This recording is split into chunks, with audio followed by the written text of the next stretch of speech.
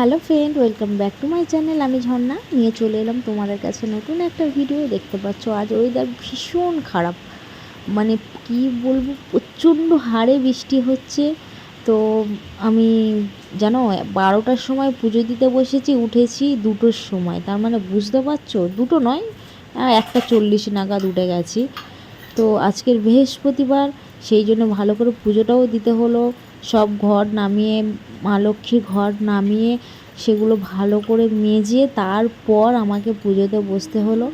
তো আমি তো পুরো ভিডিওটা তোমাদের কাছে শেয়ার করতে পারিনি, কিছু কিছু ভিডিও এক জায়গায় নিয়ে তোমাদের কাছে শেয়ার করলাম। কারণ পুজো দিতে গিয়ে ভিডিও করাটা ওটা একটু খুবই প্রবলেম হয়ে যায়। কারণ মনটা তো পুজোর দিকে আর থাকে না, অন্য দিকে চলে যায়। সেই জন্য ভাবলাম কিছু কিছু জায়গায় ভিডিওটা করে যদি তোমাদেরকে একসাথে জয়েন্ট করে ছাড়ি তো তোমাদের অবশ্যই ভালো লাগবে। আশা করছি ভালোই লাগবে, কারণ ঠাকুরের ভিডিও কার না ভালো লাগতে পারে, তাই না?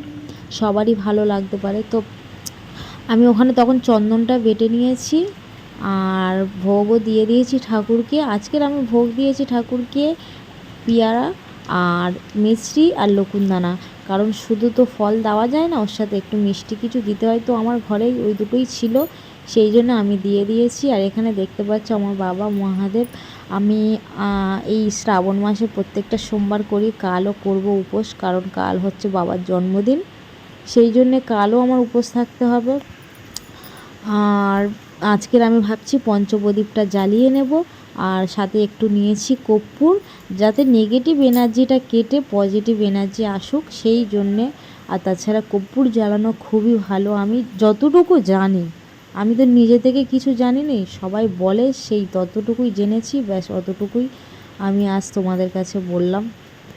আরও ধুনো জ্বালানো খুবই ভালো, কিন্তু আজ আমি ধুনো সন্ধেবেলা জ্বালাবো। আর যদি নারকেল ছবড়াটা ভিজে না থাকে, সেই জন্য। এখন দেখতে পাচ্ছ ওয়েদারটা কীরকম, যদি ভিজে যায় তো কিভাবে জ্বালাবো, তাই না? আর ওপারে ওই প্রদীপটাও জ্বালিয়ে নিয়েছি, কিন্তু তুলসী মঞ্চবেও প্রদীপ দেওয়া হলো না, কারণ ওখানে তো বৃষ্টি হচ্ছে, ওখানে আর দিতে পারলাম না। সারাক্ষণ বৃষ্টি হচ্ছে, সারাক্ষণ। আমি আজ ভিজে ভিজে বাসন মাজলাম, ভেতরেও বাসন মেজেছি, কিন্তু ভিজে ভিজে সব কিছু ধুইতে হয়েছে। আর পঞ্চপ্রদীপটা জ্বালিয়ে আমি একটু আরতিও করে নেব। তো একটা কথা তোমাদেরকে বলা হয়নি যে আমি আমার মন্দিরটা তো আগে তোমরা দেখেছো আর এখনও দেখছো, আমি মন্দিরটা প্রতিষ্ঠা করব, অবশ্যই তোমাদেরকে সেই ভিডিও ছাড়বো।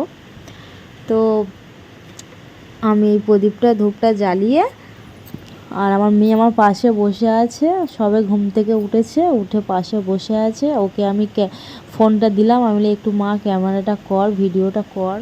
আমি তো একা একা পারি না। তো ঠাকুরের ভিডিও অনেক দিন ধরে ভাবছিলাম ভিডিও ছাড়বো, তো তোমাদেরকে লং ভিডিও তো অনেক দিন হলো ছাড়া হয় না, কারণ আমি সেরকম সময় পেয়ে উঠি না, সেই জন্য হয়তো ছাড়া হয় না।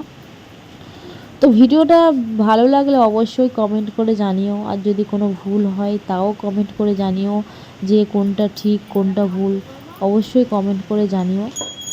আজ একটু আরতি দিয়ে দিলাম, ব্যাস।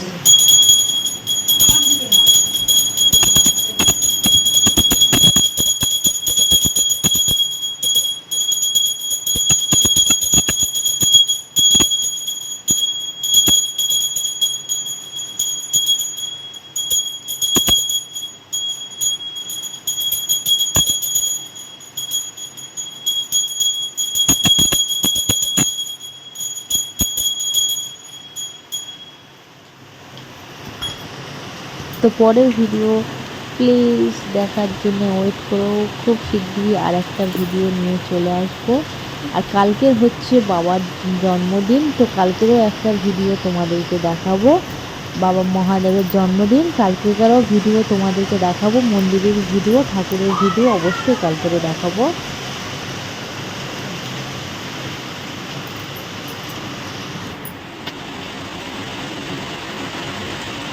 ভালো থেকো, সুস্থ থেকো, এই পর্যন্ত শেষ করলাম ভিডিওটা। আর ভালো লাগলে অবশ্যই লাইক কমেন্ট শেয়ার করে দিও। Tata, by.